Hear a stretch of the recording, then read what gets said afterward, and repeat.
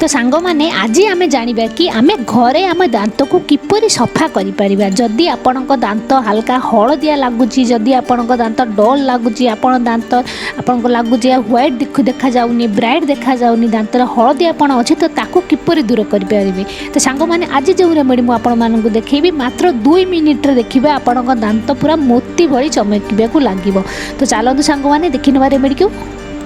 तो यही remedy bye सांग मैंने फास्ट आम ना अध चामच बेकिंग सोडा जोटा कि आम साधारणतः खाइबार यूज करते जोटा कि आम मीठा सोडा जोटा कही खाइबा सोडा जोटा कि से सोडा अध चामच आप ने।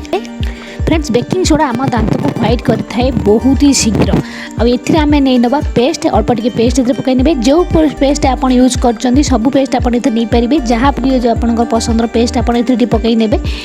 आम नहीं नवा गोटे चामच नहीं ने लेंबूर रस सांग मैंने लेंबू रस आम नहीं खाइबा सोडा ये सब ब्लीचिंग प्रॉपर्टीज रही जहाँ आम दांत को सफा कर बहुत ही जल्दी हेल्प करें सांगे सांगे देखिए आपण दांत पूरा व्हाइट हो। तो ये भल से गोड़े ने तो देखो ये भल से गोड़े नेबाला ये देखो गोटे पेस्ट भाया बनिक रेडी हो। तो देखो सांग मैंने तो ये कौन करेंगे ना आप ने ब्रश जो ब्रश आप ब्रश कर तो से ब्रश ने तो से ब्रश रे ये जो पेस्ट आम बन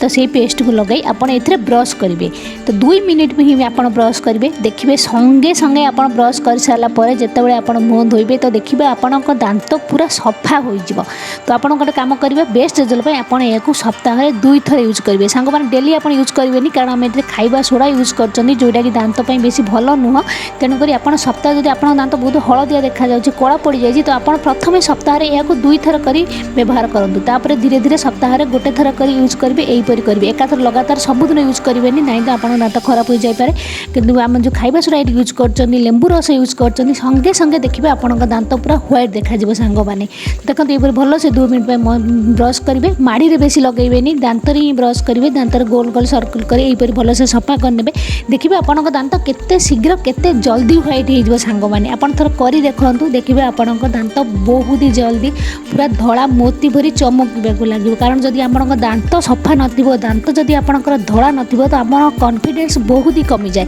बाहर लोकों पाखे आमको हसवा भी बहुत ही खराब लगी था तेणुक आपण मैंने रेमेडीटा को ट्राए करूँ